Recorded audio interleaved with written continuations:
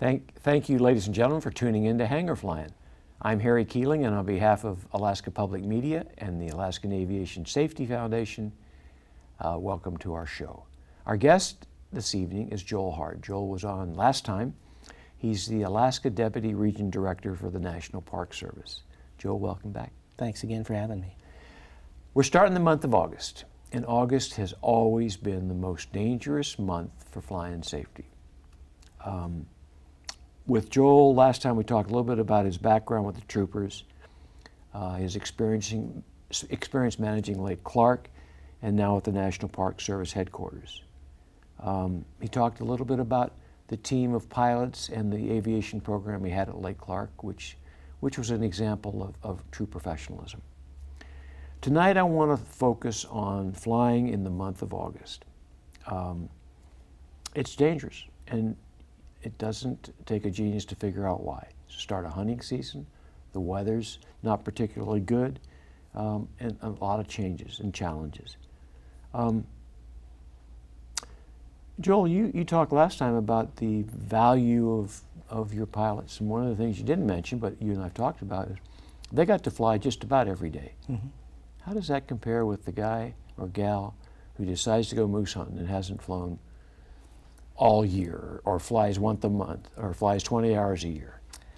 Well, I mean, they're just not comparable. I mean, you've got folks that are flying every day and they're refining their skills on a day-to-day basis, and by the time hunting season rolls around, they've refined their ability to manage the airplane in the conditions as good as anybody can do.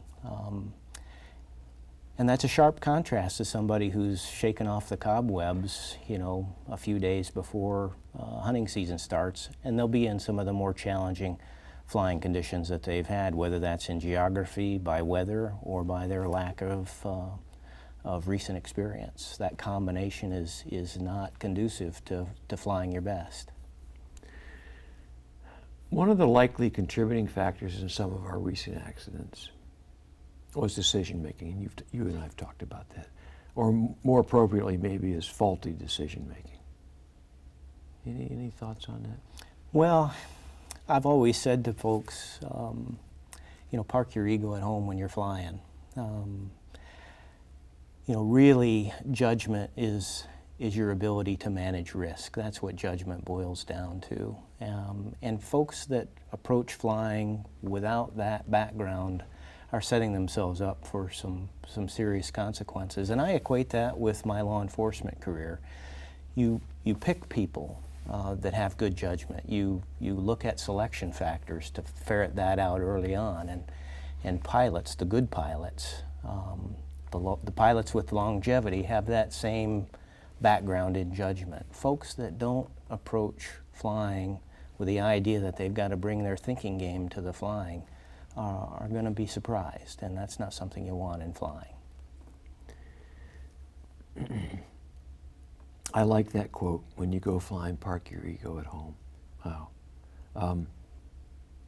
One of the questions I try to ask each of my guests is, and you've mentioned some things that are already that if people would pay attention, flying would be safer, but is there one thing that you could narrow down, if one thing we could fix or change or get everybody to do would really turn the corner? Well, you've got to get into people's heads. So I would say trying to get people to expect the unexpected and manage for it.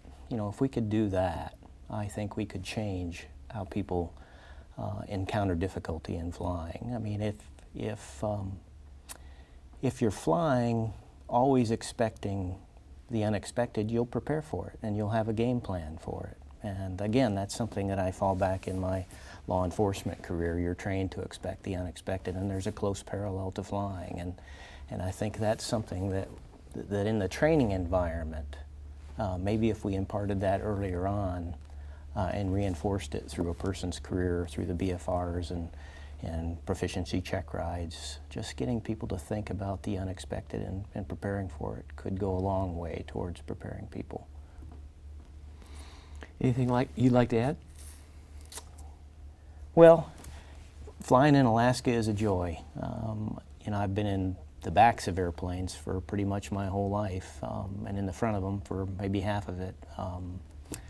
But it's a responsibility too that people have to understand, and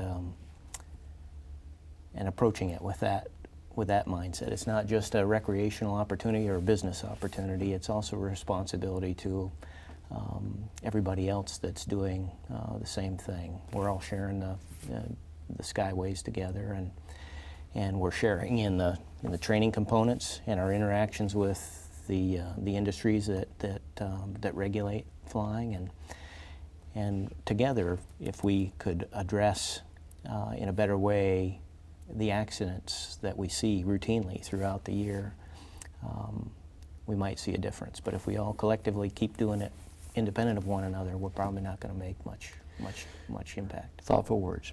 Joel, thanks for your service to the state. Thank you for your service to the Park Service, and thanks for being on the program Oh, tonight. thanks for having me again. Ladies and gentlemen, I hope you enjoyed tonight's program. Until next time, fly safe.